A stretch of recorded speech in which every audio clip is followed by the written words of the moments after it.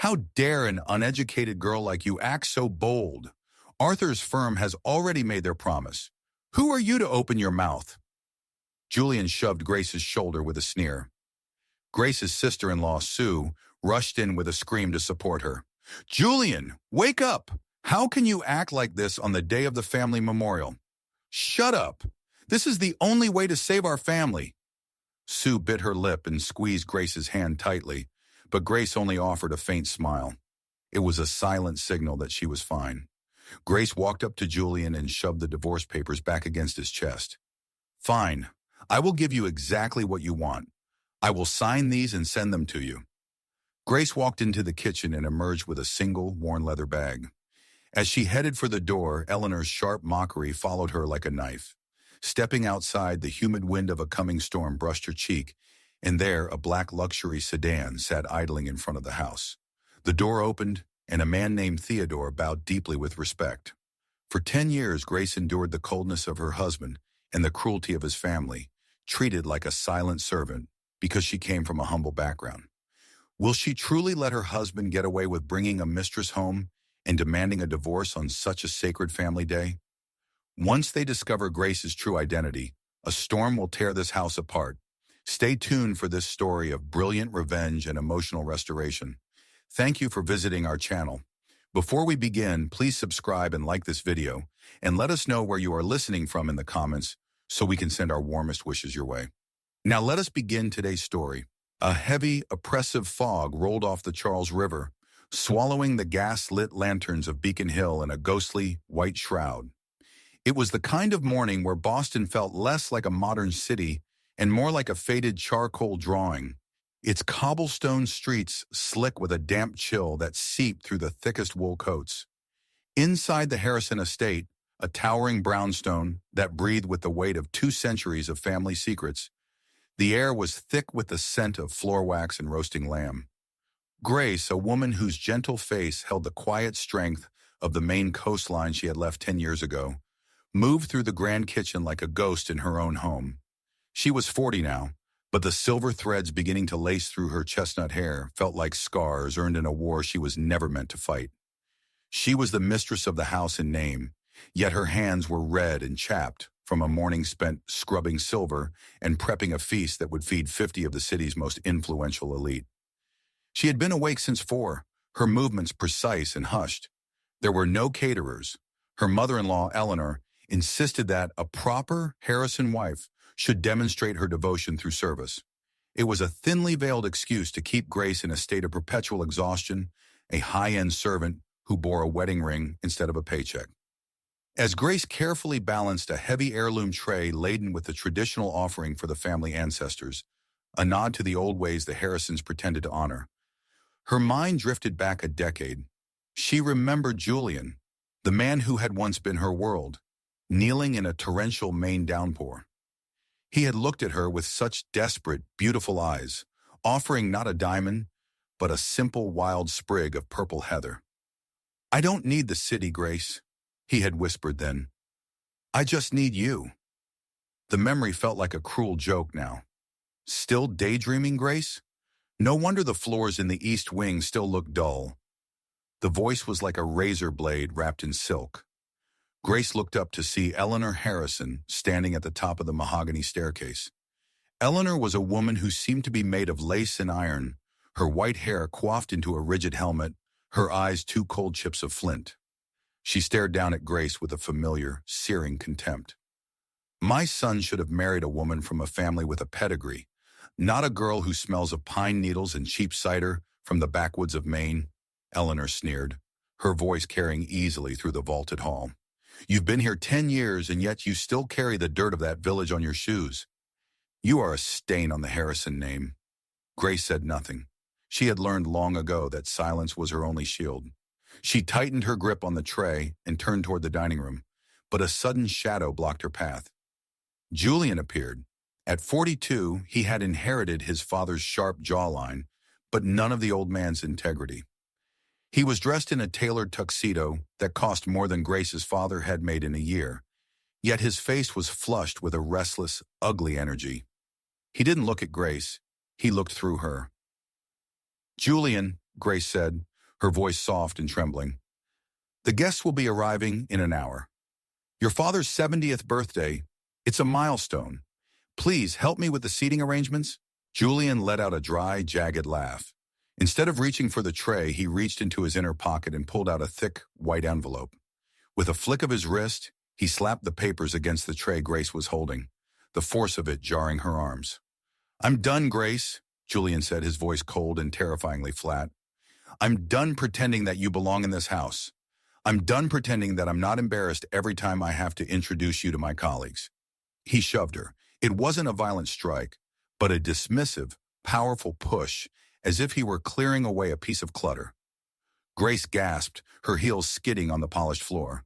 The heavy silver tray tilted. Time seemed to slow as the Harrison family's heirloom porcelain, pieces that had survived the Great Depression at the turn of the century, slid off the edge. The crash was deafening. Shards of delicate white china exploded across the floor like bone fragments. The offerings of fruit and wine spilled into the cracks of the floorboards, staining the wood like old blood. Grace lay on the floor, her palms stung by the impact, staring at the wreckage. "Julian, why?" "Because the city of Boston doesn't reward loyalty to the past, Grace," Julian snapped. "It rewards progress." The front door opened, and a gust of the biting Boston fog swept into the foyer. A young woman stepped in. She couldn't have been more than 25, with blonde hair that shimmered like gold leaf, and a smile that was both triumphant and cruel. This was Chloe, Julian's executive assistant. Julian walked over to her and took her hand, interlacing his fingers with hers in a display of intimacy that felt like a physical blow to Grace's chest. He led her into the center of the grand hall, right as the first few early guests, members of the Boston Bar Association and city councilors, began to trickle through the door. Eleanor descended the stairs not to help Grace, but to stand beside Julian and Chloe, forming a new united front. "Listen to me, everyone," Julian's voice boomed, silencing the murmurs of the arriving guests. He pointed a trembling finger at Grace, who was still on her knees amidst the broken porcelain. "My father, Arthur, has spent 70 years upholding the law, and today I am honoring that legacy by reclaiming my own life." He stepped toward Grace and dropped a fountain pen onto the floor beside her. "Sign the divorce papers, Grace," Julian commanded, loud enough for every socialite in the room to hear. "Consider it my gift to my father. I'm finally purging the Harrison estate of its greatest mistake. I'm moving forward with someone who actually understands the weight of our name." The room went silent, save for the ticking of the grandfather clock. Grace looked at the faces of the elite, people she had cooked for, served and cleaned up after for a decade. Not one of them looked away. Not one of them offered a hand. They watched with a detached, morbid curiosity, as if she were a fallen horse in the street. Grace looked down at the divorce papers. Then she looked at the broken shards of the life she had tried so hard to build. Her heart didn't break. It grew cold. A strange, terrifying clarity washed over her. The Heather Julian had given her 10 years ago was long dead, but the woman who had accepted it was finally starting to wake up.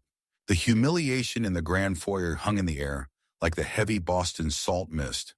But Grace did not stay to watch the spectacle of her own replacement. While the elite of Beacon Hill whispered behind their lace fans, Grace retreated. She moved with the silent, practiced grace of a woman who had learned to occupy as little space as possible. She slipped through the heavy swinging doors that separated the world of high society pretense from the world of labor. The kitchen was her sanctuary and her cell. For 10 years she had been a shadow, a high-end servant without a wage. Here the air was still warm from the ovens, smelling of rosemary and clarified butter. Grace stood over the central marble island, her heart thumping a frantic rhythm against her ribs. She looked down at her hands.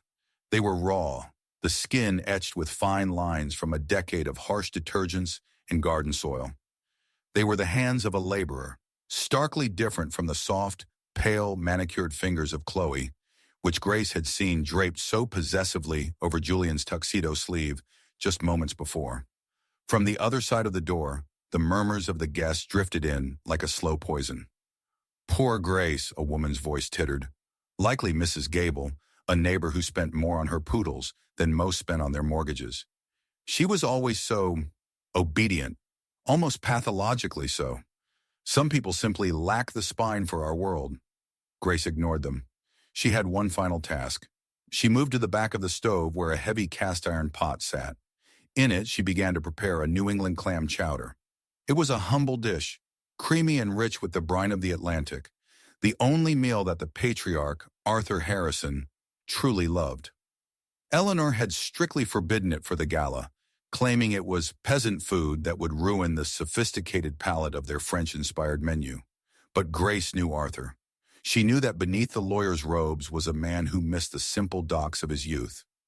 As she chopped the salt pork and diced the potatoes, a new figure entered the kitchen from the service entrance. This was Samuel, the Harrisons' longtime groundskeeper. He was a man in his late 60s, with a face like weathered leather and eyes that had seen the rise and fall of many Boston seasons. He carried a small crate of fresh herbs, but his gaze was fixed on Grace. "I heard the commotion in the hall, Miss Grace," Samuel said, his voice a low, gravelly rumble. "You don't deserve this. None of it." Grace didn't look up from her knife. "It doesn't matter what I deserve, Samuel. It only matters what is done." "The old man, Arthur, he's not like the others," Samuel whispered, stepping closer. "He knows what you've sacrificed. Don't let Julian and that Ice Queen mother of his extinguish your light. There's a world beyond this hill." Grace stopped her knife. For a second, the stoic mask slipped, and her eyes filled with a sudden, stinging heat. "I've forgotten how to live in that world, Samuel.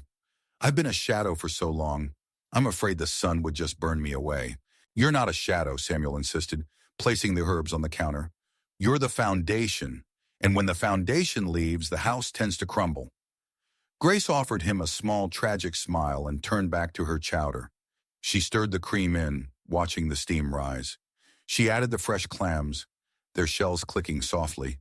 It was a masterpiece of simplicity, a dish that tasted of home, of Maine, of things that were real. The doors swung open with a violent thud. Eleanor Harrison marched in, her silk gown rustling like a warning. Her face was contorted with a cold, focused fury. She didn't look at Samuel. She looked only at the pot on the stove. "What is that smell?" Eleanor demanded, her voice trembling with indignation. "I smell potatoes. I smell common fish." "It's the chowder for Arthur, Eleanor," Grace said quietly. "It's his birthday. I thought he should have something he actually enjoys." Eleanor's eyes snapped to Grace's face. "You thought? You are not paid to think, Grace. You are here to follow the traditions of this family. I told you specifically that this menu was to be refined. This slop is an insult to everything we are." "It's just a soup, Eleanor," Grace replied, her voice gaining a tiny, sharp edge of defiance. "It is a statement of your low-born origins," Eleanor hissed. She stepped forward, her movement so fast Grace didn't have time to react. Eleanor grabbed the handles of the heavy pot with her gloved hands, protected by the fabric, and with a grunt of effort, she heaved it toward the industrial sink. The creamy white soup splashed violently into the metal basin, swirling down the drain in a chaotic mess of clams and herbs. The sound of the empty pot hitting the bottom of the sink echoed like a gunshot in the quiet kitchen. "There!" Eleanor panted, her eyes wide and manic. "Now it is where it belongs, in the sewer." Grace stared at the empty sink. The 10 years of patience, the thousands of meals, the quiet endurance of every insult. It all seemed to vanish down the drain with that soup. "That was for Arthur," she whispered. Eleanor turned on her, her hand flashing through the air. The slap was loud and stinging, leaving a bright red mark on Grace's cheek. Grace's head snapped to the side, her breath catching in her throat. "Do not ever use my husband's name to justify your insolence," Eleanor whispered, her face inches from Grace's. "You have stained this evening enough. You will clean this mess, you will put on a clean apron, and you will serve the guests without speaking another word. If I see a single tear, I will make sure you leave this house with absolutely nothing but the rags on your back." Eleanor turned on her heel and swept out of the kitchen, the swinging doors clicking shut behind her. Grace stood alone by the sink. The red sting on her face was nothing compared to the cold, dead weight in her chest. She looked at her chapped, red hands, and then at the drain where the chowder had disappeared. Samuel, who had stood frozen in the corner, moved toward her, his face etched with sorrow.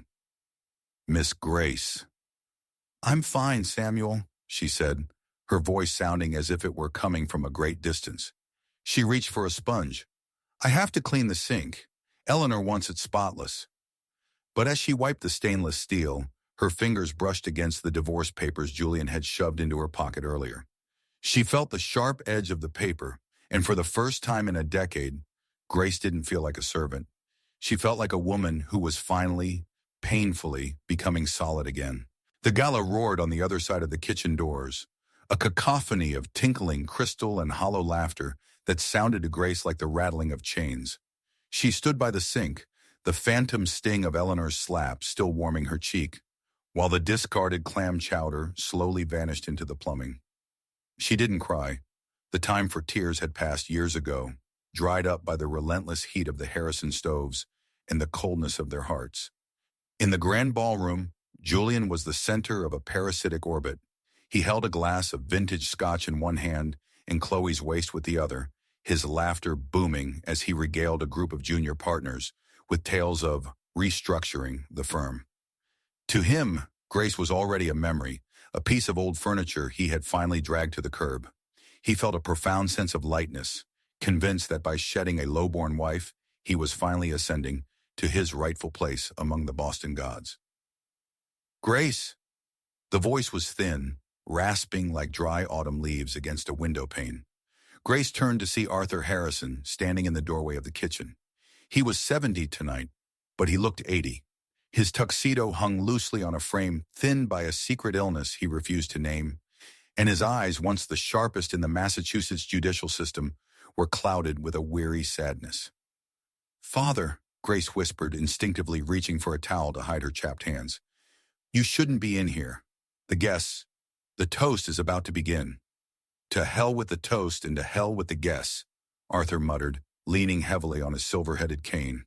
He looked at the red mark on her cheek, then at the empty pot in the sink. He didn't ask what happened. He lived with Eleanor, he already knew. "Come with me, to the study. Now." Grace hesitated, glancing at the stack of dessert plates waiting to be garnished. "Eleanor said, Eleanor does not own the air you breathe, though she tries her best to bottle it," Arthur snapped, though his eyes remained soft. "Follow me." They navigated the back service corridor, a dim artery of the house that bypassed the glitter of the party. Arthur's study was a sanctuary of mahogany, leather-bound books, and the faint, comforting scent of pipe tobacco, a room Julian was rarely invited into. Arthur sank into his wingback chair and gestured for Grace to sit. She chose a small wooden stool, a habit of humility she couldn't quite break. "Julian thinks he is a clever man," Arthur began, his voice regaining some of its old courtroom resonance. "He thinks he has successfully hidden the rot. But I was a prosecutor before I was a father, Grace. I know when a ledger is lying." Grace looked at her lap, her heart fluttering. "I don't know what you mean." "Don't play the fool for me, child." "Not tonight," Arthur said. He leaned forward, his gaze piercing. "I know about the firm's shortfalls last year. I know Julian gambled on those offshore developments that went south. And I know the firm didn't collapse because an anonymous benefactor injected nearly $500,000 into the operating account." Grace remained silent, the ticking of the grandfather clock echoing like a heartbeat. "I tracked the wire, Grace," Arthur continued. "It came from a small gallery in Portland, Maine. A gallery that sells the work of a reclusive landscape artist who signs her paintings only with a small stylized G. Your mother was an artist, wasn't she? She taught you how to see the light on the water." Grace finally looked up, her eyes glistening. "The family name was at stake, Father. If the firm had gone under, your legacy, everything you built would have been dragged through the mud. You sold your soul's work to save a man who treats you like a scullery maid," Arthur whispered, a tear tracing a path through the deep wrinkles of his face. "You used your secret savings, the only thing that was truly yours, to fix the holes Julian dug with his vanity. And you never said a word, not even when he brought that girl into this house." "I made a vow," she said, her voice cracking. "I thought if I was enough, if I sacrificed enough, he would remember the man he used to be. That man is dead, Grace. Or perhaps he never existed. Arthur said sadly. He reached into his desk drawer and pulled out a heavy, tarnished brass key. It was old, its bow intricate and worn smooth by time. Julian is my son, and it breaks my heart to say that he is a hollow vessel. He is celebrating your departure because he thinks it makes him powerful. He has no idea that he is cutting away the only thing that kept him afloat. He reached out and took Grace's hand, pressing the key into her palm. Her rough skin felt sandpaper dry against his. This is the key to a property in Providence, Arthur said. An old textile mill I converted into a gallery and studio space decades ago. I kept it in my private holding, away from the firm, away from Eleanor's ledger. It is yours. Legally, irrevocably yours. I can't take this, Grace stammered, trying to pull back. You must, Arthur insisted, his grip surprisingly strong. Boston has been a cage for you, Grace. You've spent 10 years cooking meals for people who don't know your last name and painting in the middle of the night just to keep your spirit alive. You've paid Julian's debts in gold and in blood. He stood up, swaying slightly, and walked to the window, looking out at the thick Boston fog that obscured the street below. You don't belong in this kitchen, Grace. You never did.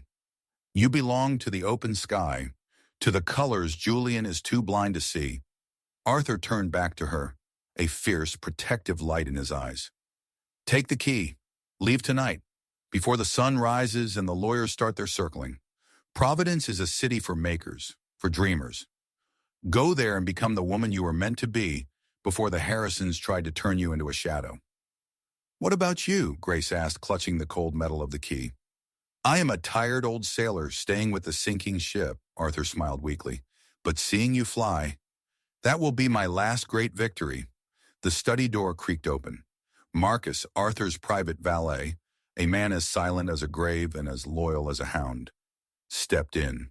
He held Grace's old leather satchel, already packed with her meager belongings and her hidden brushes.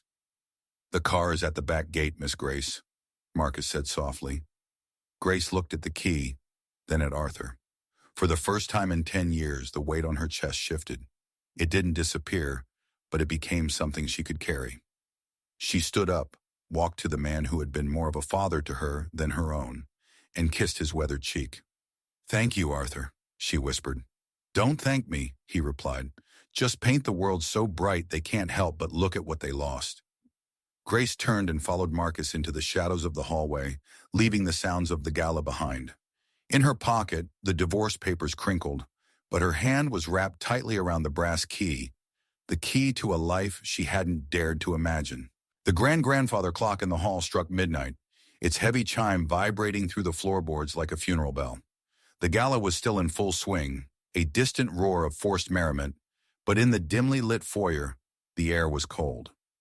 Grace stood before Julian, her silhouette framed by the jagged shards of porcelain she had not yet been allowed to clean. With a hand that did not tremble, she picked up the fountain pen from the floor and pressed it to the divorce papers. She signed her name, Grace Harrison, one last time. She didn't read the clauses. She didn't look at the alimony sections or the division of assets. She simply slid the papers across the marble console table toward Julian. I don't want your money, Julian, she said, her voice surprisingly steady. I don't want the house, the cars, or the shares in the firm. I'm taking what I brought with me 10 years ago, and nothing more. Julian snatched up the papers, his eyes darting to the signature with a mixture of relief and disbelief. He let out a sharp, mocking bark of laughter. No alimony? No settlement? You really are as foolish as my mother said. You've spent a decade acting like a martyr, and now you want to be a beggar? He stepped closer, the smell of expensive scotch and Chloe's floral perfume clinging to him like a shroud. Beacon Hill is the only world you know, Grace. Without my name, you're just a middle-aged woman with chapped hands. Let's see how many days you last in this expensive city before you're back here on your knees, begging for a kitchen to scrub. Grace didn't answer. She turned away from him, picking up the old leather satchel Marcus had packed in her battered wooden easel. She walked toward the heavy oak doors, her footsteps echoing in the cavernous hall. As the doors clicked shut behind her, the warmth of the Harrison estate was replaced by the biting, rhythmic lash of a Boston rainstorm. The rain was relentless, a torrential downpour that turned the cobblestones of Beacon Hill into slick, black mirrors. Grace walked, her easel slung over one shoulder, the weight of it familiar and grounding. She didn't call a cab. She wanted to feel the city under her feet, to wash away the scent of floor wax and roasting lamb that had permeated her skin for a decade. 2 blocks down, nestled between a boutique tailor and an upscale florist, stood a small, warm glow in the darkness. Martha's Bakery. Martha was a woman in her late 70s with flour-dusted hair and a face that looked like a map of every kindness she had ever performed. Years ago, when the Harrison Kitchen's double ovens had failed on the night of a major charity dinner, Eleanor had shrieked in panic. Grace had slipped out the back and found Martha, who had silently handed over her keys so Grace could bake 40 pies in the middle of the night. Grace pushed the door open, the bell jingling softly. Martha was behind the counter, wrapping a loaf of sourdough. She looked up, her eyes widening as she saw Grace, soaked to the bone, clutching a bag and an easel. "Grace, child," Martha whispered, rushing around the counter to pull the younger woman into a tight, flowery embrace. "I heard the noise from the house tonight. I saw the cars. I knew it was coming." Grace leaned into the hug, the first true warmth she had felt in years. "I'm leaving, Martha. I'm really leaving." Martha pulled back, holding Grace's face in her warm, soft hands. She reached for a dry kitchen towel and began to pat Grace's hair. "Listen to me. That house, it was a tomb for you. You were a bird trying to sing in a basement." She looked out the window at the swirling gray mists of the storm. "The fog is heavy tonight, Grace, but swung murawasitan, con you. The mist will always clear, my dear. You have the Atlantic in your blood. You were never meant for cobblestones. You were meant for the horizon." Martha pressed a warm paper bag into Grace's hand. Fresh croissants and a small thermos of tea. "Go. Don't look back at that hill. There is a whole world that has been waiting for you to paint it." Grace thanked her with a watery smile and stepped back out into the rain. She made her way toward the bus stop at the edge of the common, her boots splashing in the deep puddles. The city felt different now. No longer a home, but a landscape. She sat on the cold metal bench under the leaking plastic roof of the bus shelter, shivering as she checked the schedule for the late bus to Providence. A pair of bright headlights cut through the rain, but it wasn't the bus. A sleek black town car pulled to a sharp stop directly in front of the shelter, its tires throwing up a spray of water. Grace tightened her grip on her easel, her heart racing. The rear door opened, and a man stepped out into the rain, holding a large black umbrella. He was dressed in a sharp, charcoal gray suit, his movements precise and professional. This was Theodore Vance, Arthur Harrison's personal attorney for over 30 years. A man known for being as impenetrable as a vault and as meticulous as a clockmaker. "Mrs. Harrison," Theodore said, his voice clipped but not unkind. "I've signed the papers, Theodore," Grace said, her voice rising over the sound of the rain. "Julian has them. I'm not contesting anything." Theodore stepped under the shelter, closing the distance. "I am not here on behalf of Julian. I am here as the executor of Arthur Harrison's private trust." He reached into his breast pocket and pulled out a heavy, cream-colored envelope, protected by a plastic sleeve. "Mr. Harrison anticipated that your departure would be abrupt. He instructed me to meet you the moment you left the premises." He handed the envelope to Grace. "The brass key you were given tonight is for a property in Providence, as you know. However, Arthur wanted to ensure you understood the full scope of your new beginning." Grace opened the envelope with trembling fingers. Inside was a deed and a formal certificate of incorporation. "Arthur has spent the last year quietly acquiring the surrounding lots of that old mill," Theodore explained.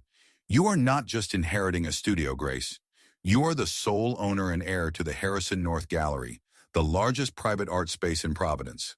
Along with the property, a trust has been established in your name to cover all operating costs for the next 5 years. You are a woman of significant independent means now." Grace stared at the documents, the ink blurring as a stray raindrop hit the page. "Why? Why would he do this for me?" Theodore looked at her, and for a fleeting second, the professional mask slipped, revealing a glint of genuine respect. "Arthur told me that for 10 years, you were the only thing in that house that was real. He said he didn't want to give you a handout. He wanted to give the world a chance to see what he saw every time he looked at your paintings." The bus to Providence pulled up, hissing as its brakes engaged, its headlights illuminating the rain-streaked windows of the town car.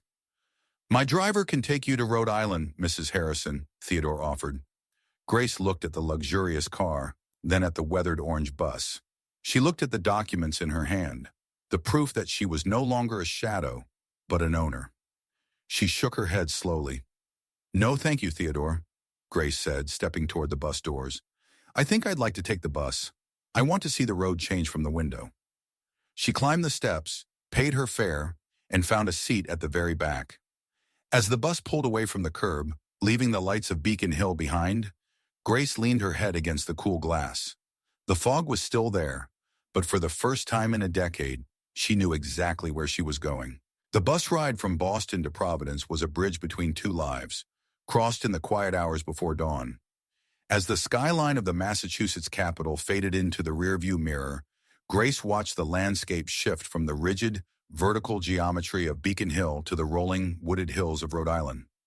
By the time the bus pulled into Kennedy Plaza, the rain had softened into a gentle mist, and the air smelled of salt water and cedar. Providence felt different, grittier, more textured, and pulsing with a restless, creative energy that Boston's high society circles often suppressed. Grace found her way to the old textile mill in the jewelry district. It was a massive brick structure with soaring windows that had once seen the labor of 1,000 weavers. Now, under the brass key Arthur had given her, it was a sanctuary of silence and light. The Harrison North Gallery was breathtaking.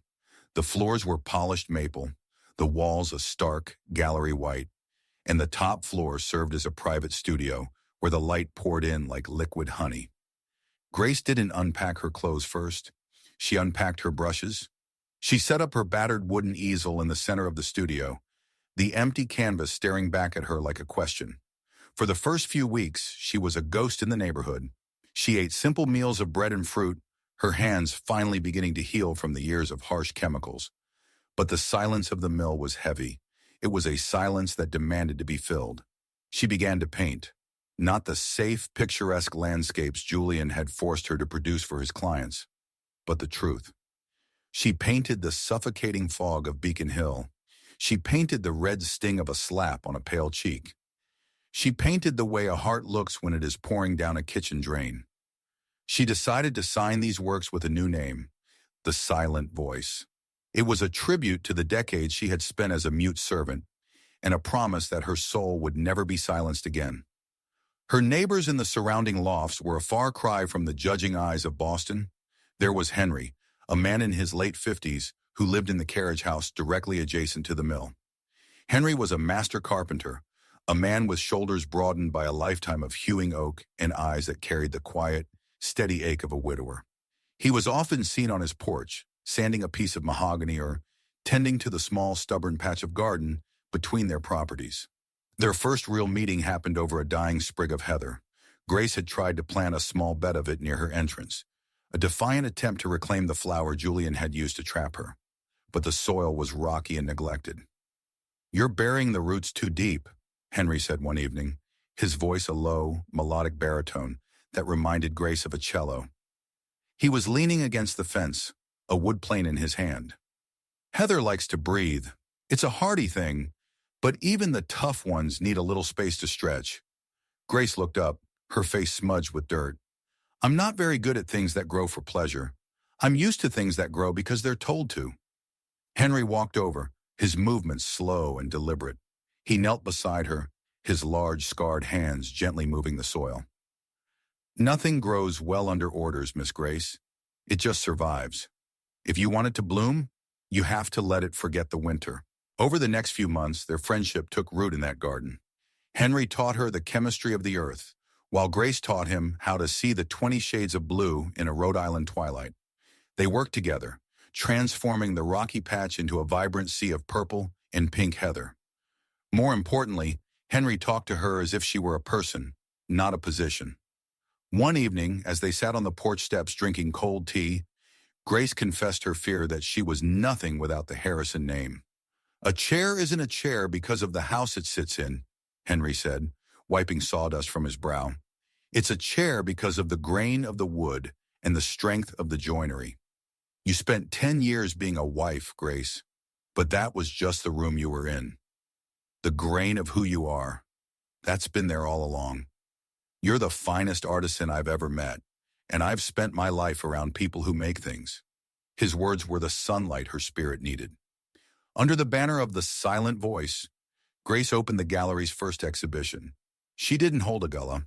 There was no champagne, just wine from a local vineyard and the raw, visceral power of her art. The reaction was instantaneous. The art critics from the Providence Journal and even the Boston Globe were haunted by the work. They spoke of the unbearable intimacy of her brushstrokes and the miraculous transformation of pain into beauty. The Silent Voice became a sensation, a mysterious figure whose work spoke to every woman who had ever felt invisible. Success, however, has a way of catching the eye of the vultures. One afternoon, Theodore Vance arrived at the gallery. He looked out of place in the airy, creative space, his gray suit a sharp contrast to the colorful canvases. He didn't come with a greeting. He came with a folder. "The Harrison Group is in trouble, Grace," Theodore said, his voice unusually strained. Julian's offshore ventures weren't just a failure. They were a catastrophe. He's been liquidating assets for months, but the creditors are closing in. Eleanor has moved into a smaller apartment, and the Beacon Hill house is on the verge of foreclosure.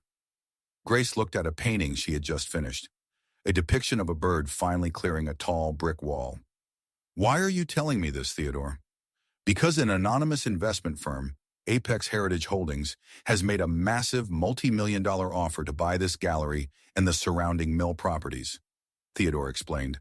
"The offer is far above market value. It would provide you with enough wealth to live 10 lifetimes in luxury." Grace felt a chill. "Who is Apex Heritage?" Theodore hesitated. "My investigation suggests they are a shell company controlled by a consortium of Julian's remaining creditors. They don't want the art, Grace. They want the land. They want to turn this mill into high-end condos to bail out the Harrison Group's debts. Julian is behind the push. He thinks he can use your success to buy back his life." Grace walked to the window looking out at the garden. She saw Henry in the distance, carefully bracing a young sapling against the wind. She thought of the 10 years she had spent as a shadow, her labor and her talent stolen to fuel a fire that had eventually consumed itself. The Harrison Group, the name that had once been her cage, was now a drowning man reaching for her ankle. They were offering her millions, a fortune that would make her equal to them in the only way they understood: money. "They think I'm still the girl from Maine who can be bought with a sprig of heather," Grace whispered. She turned back to Theodore, her eyes shining with a cold, clear fire. "Tell Apex Heritage that the Harrison North Gallery is not for sale. Not for $1 million, not for $1 billion. Tell Julian that some foundations are built on things he can't liquidate." As Theodore left, Grace felt a profound sense of peace. The resurgence was complete. She was no longer Grace Harrison, the shadow. She was the Silent Voice, and for the first time, the whole world was listening. The winter wind in Boston didn't just blow, it bit, howling through the narrow alleys of Beacon Hill like a creditor demanding payment. Inside the Harrison brownstone, the heat had been turned down to a shivering 55 degrees. Eleanor Harrison sat in her drawing room, her once immaculate silk shawl wrapped tightly around her thin shoulders. The room felt cavernous and hollow, stripped of the original oil paintings and the French crystal vases that had defined her status for 40 years. On the mahogany coffee table sat a velvet-lined box, once home to a suite of Burmese rubies. Now it held only a pawn ticket and a heavy sense of shame. Julian's restructuring of the firm hadn't just failed, it had imploded. The offshore developments were revealed to be little more than a sophisticated house of cards, and when the wind changed, the cards flew into the Atlantic. Julian paced the threadbare rug, his tuxedo jacket wrinkled, his eyes sunken and rimmed with a desperate manic red. "The bank won't extend the line, Mother. They've already started the foreclosure paperwork on the main house, and Beacon Hill is next if we don't find a bridge loan by Friday." "And your little friend, Chloe?" Eleanor asked, her voice brittle. "Gone," Julian snapped, his voice cracking. "She left for Palm Beach the moment the first subpoena arrived. She was never the point, Mother. The point is survival."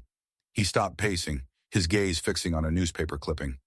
There is one person who can save us, the owner of the Harrison North Gallery in Providence. They've just sold a collection to the Guggenheim for $7 million. If I can convince them to partner with us, to use the gallery as collateral for a new investment vehicle, we can stall the creditors.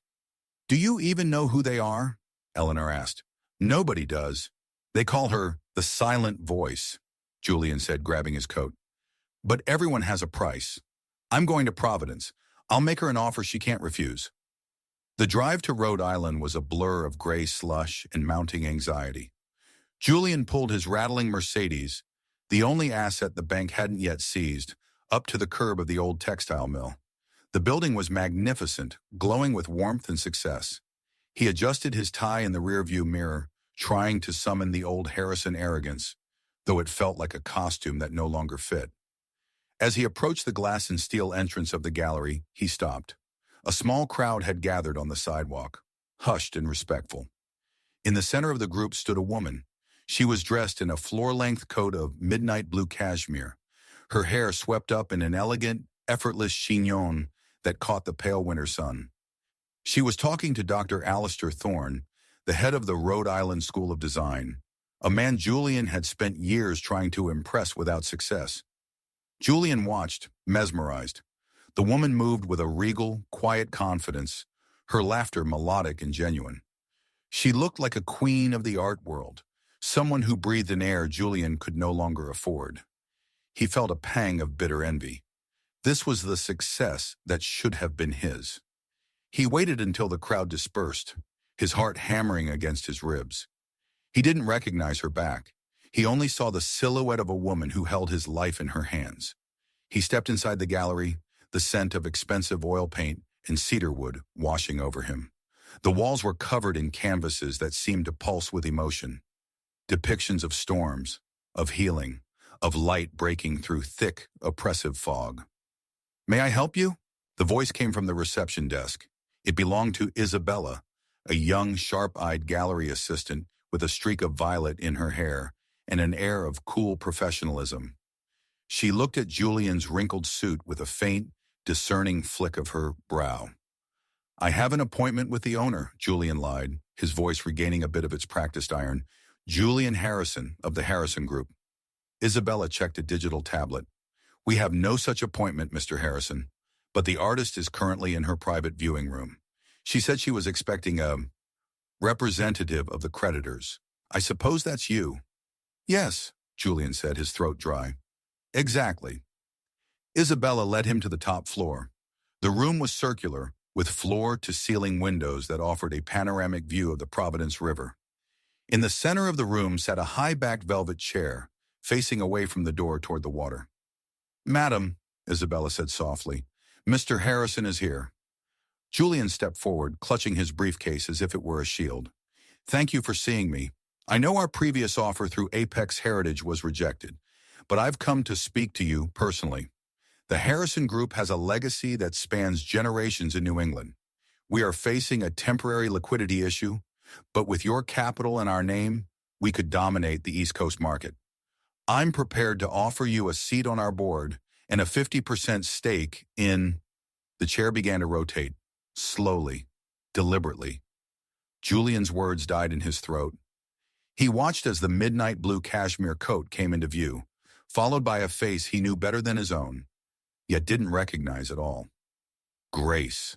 Her skin was glowing, the chestnut hair thick and healthy, the chapped red hands he had mocked now smooth and adorned with a single elegant silver ring.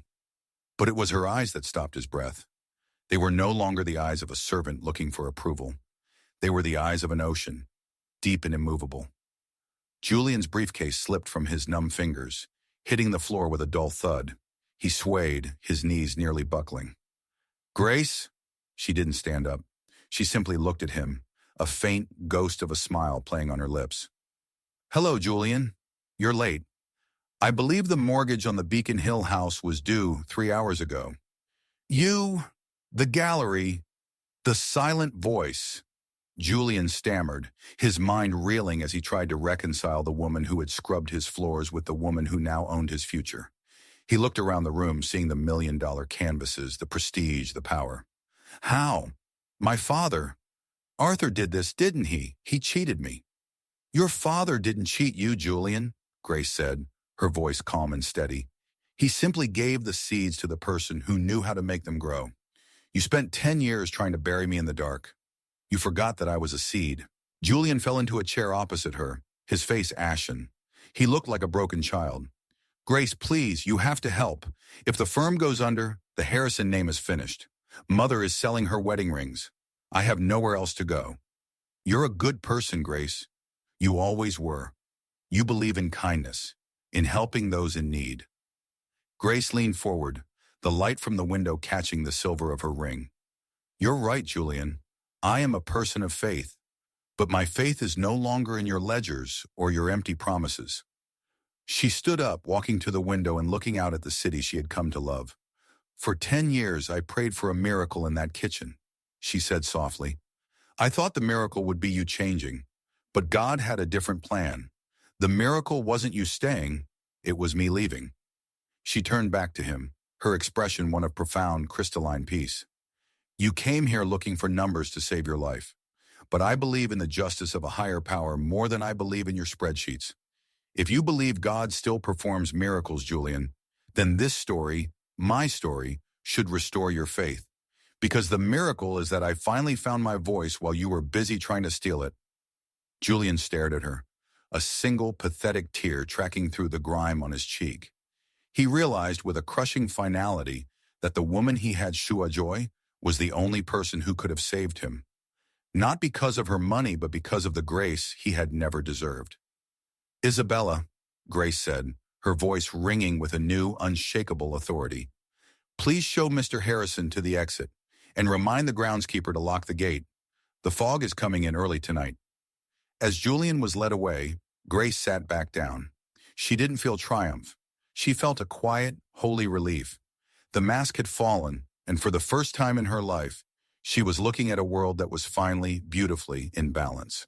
The gavel of the Boston Housing Court fell with a finality that echoed like a shot through the sterile, wood-paneled room.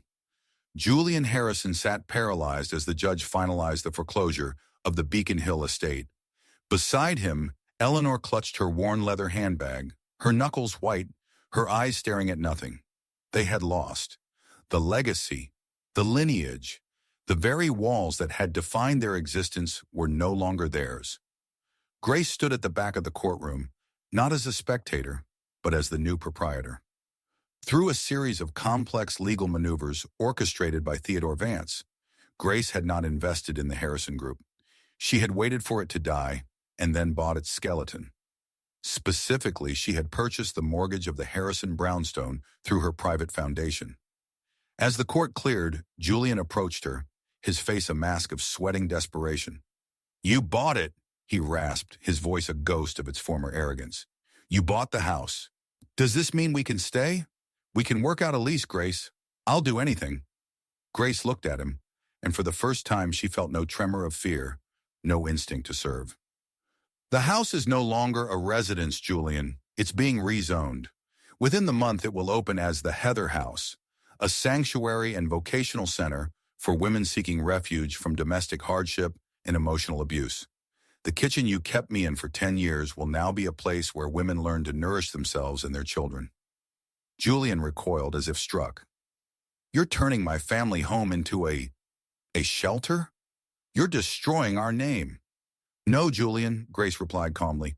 I'm finally giving that house a soul. You have 48 hours to vacate the premises. 2 days later, the rain returned to Boston, a cold, gray drizzle that blurred the edges of the historic district. Grace stood on the sidewalk across from the brownstone, watching a moving crew carry out the last of the Harrisons' remaining furniture. Julian was nowhere to be seen. He had been spotted earlier at a bus station, his luxury car repossessed, carrying 2 suitcases and a bottle of cheap gin. Rumor had it Chloe had blocked his number the moment the bankruptcy became public, fleeing to the Hamptons with a junior partner from a rival firm. A small, shivering figure emerged from the front door. Eleanor Harrison stepped onto the sidewalk, her thin heels clicking weakly on the wet cobblestones.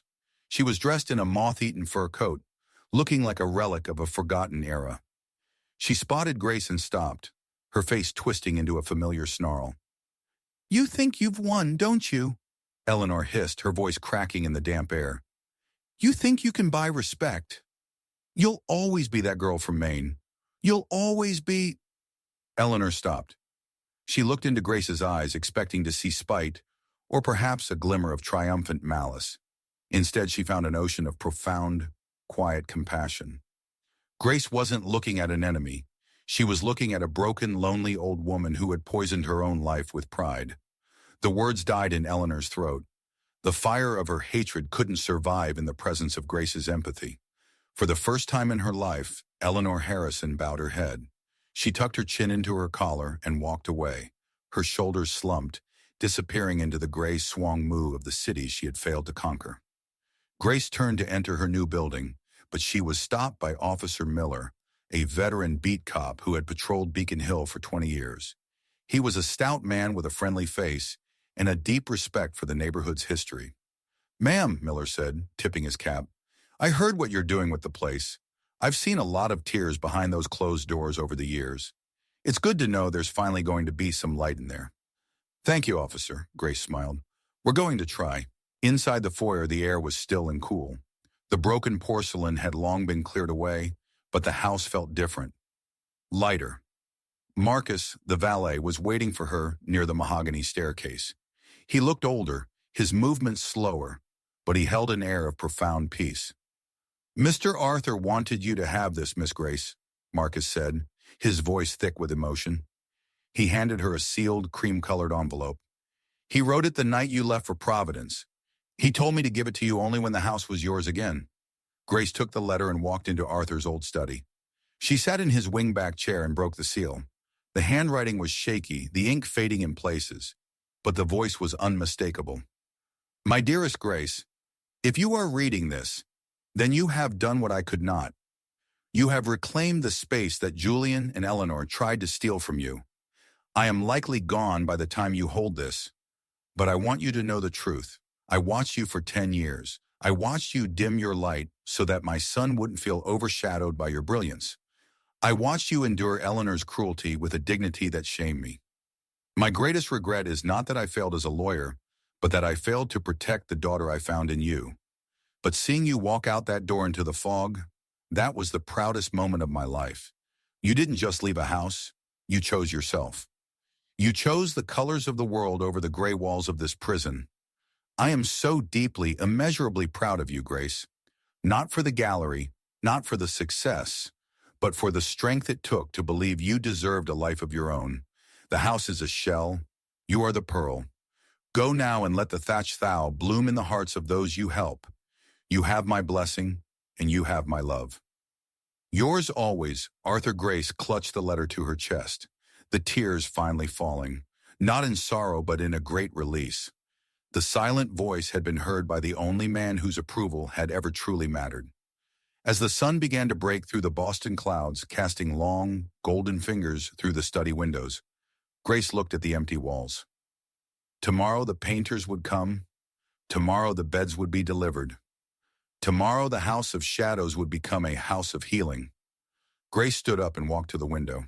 In the distance, she could almost see the road to Providence, where Henry was waiting and where her new life was just beginning. Justice hadn't come with a bang. It had come with the quiet opening of a door. The morning sun over Providence arrived not as a fleeting guest, but as a golden sovereign, reclaiming the city from the remnants of a long, cold winter.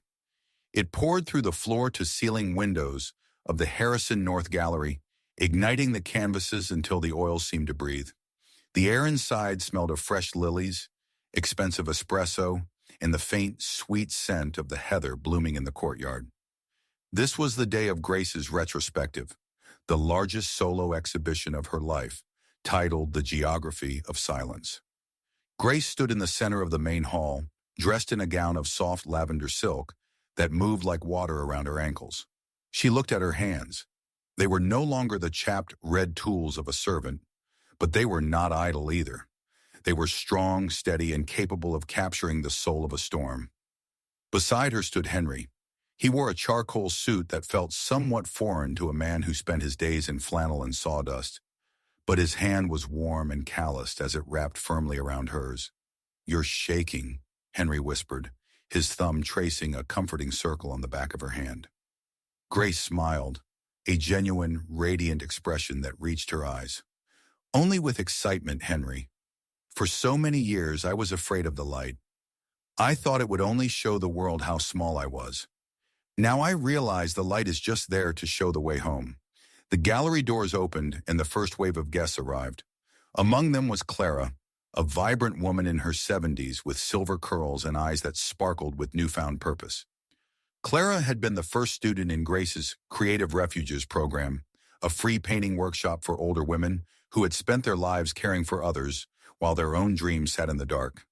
"Grace, dear, look," Clara said, pointing toward the community wing where the students' works were displayed alongside Grace's masterpieces. "I finished the piece of the Maine coastline. You were right. The salt is the hardest part to paint, but it's the part that makes you feel the wind." Grace hugged her, feeling a profound, quiet peace settle over her heart. Seeing these women, many of whom had endured their own versions of the Harrison kitchen, reclaim their voices was the greatest work of her life. She looked out toward the entrance and saw a figure lingering near the shadows. Julian. He was thinner now, dressed in a coat that had seen better days, his arrogance replaced by a hollow, haunting stillness. He didn't come inside. He simply stood by the glass, looking at the vibrant, successful woman Grace had become. For a moment, their eyes met. Grace didn't feel the old surge of resentment or the phantom sting of a slap. She felt only a distant, fading pity. The pain he had inflicted had been the hammer and chisel that shaped her into a great artist. He was merely a tool that had outlived its usefulness. She nodded once, a silent acknowledgement of their shared past, and then Julian turned and walked away into the city crowd. A ghost finally laid to rest. "He's gone, Grace," Henry said softly, noticing the direction of her gaze. "He was gone a long time ago, Henry," she replied. "I was just the last one to notice." As the afternoon light began to mellow into a rich, honeyed amber, Grace led Henry away from the bustle of the gallery. They drove toward the outskirts of the city, to a sprawling field that Arthur had purchased for her in secret, years before his passing. It was a land of rolling hills and ancient stone walls, but its true glory was the carpet of wild purple heather that covered the earth as far as the eye could see. The sunset began to paint the sky in strokes of crimson, violet, and burning gold, a masterpiece no human hand could ever truly replicate. Grace walked into the middle of the field, the tiny bell-shaped flowers brushing against her palms. She looked up at the vast unfolding heavens, her heart full. "For 10 years I thought God had forgotten me in that brownstone," she whispered to the wind. "I thought the silence was my punishment, but now I see that the silence was a sanctuary, a place where I could gather the colors I would need for the rest of my life." She closed her eyes, offering a silent prayer that felt more like a song. "If you are listening," she prayed, her voice a soft, steady vow, "and if you believe that every wound can be healed, then hold fast to your faith. For the dawn does not ask the night for permission to break, it simply arrives." Henry reached out, his fingers interlaced with hers, and together they stood in the center of the blooming field. The light of the setting sun bathed them in a warm, protective glow, turning the purple heather into a sea of fire. Grace leaned her head on Henry's shoulder, a woman who had finally found the horizon she had been painting all those years. The story that began in the fog of Beacon Hill had finally reached the light, and as the stars began to peek through the twilight, Grace Harrison, the silent voice, was silent no more. Grace's story reminds us that our value is never defined by how others treat us, but by the strength we carry within our own souls. Like the heather on the rocky coast, you were not made just to survive the winter. Hantrinqua banla jeruk, roki shwanvi. Sometimes, the very people who try to silence you are the ones who unknowingly push you to find your true voice. Never be afraid to leave behind a house of shadows to find your own horizon. It is never too late to reclaim your name, your talent, and your light. If Grace's journey touched your heart today, please help us share this light with others. You can support our community by liking this video, sharing it with a friend who might need a reminder of their own strength, and subscribing to our channel for more stories of hope and restoration. We would love to hear your thoughts. Please leave a comment below, sharing a moment when you found strength in a difficult time. Dear Heavenly Father, we thank you for the reminder that no one is ever truly lost or forgotten in the fog of life. We ask for your special blessing upon every person watching this today. May you grant them the courage of grace to stand tall, the wisdom of Arthur to see the truth, and the peace of a new dawn. When the path is dark, be their light. When their heart is weary, be their strength. Guide them to their own field of heather, where they may finally rest in your love. If you believe that God can turn any shadow into a beautiful sunrise, and you wish for these blessings in your life, please type Amen in the comments below.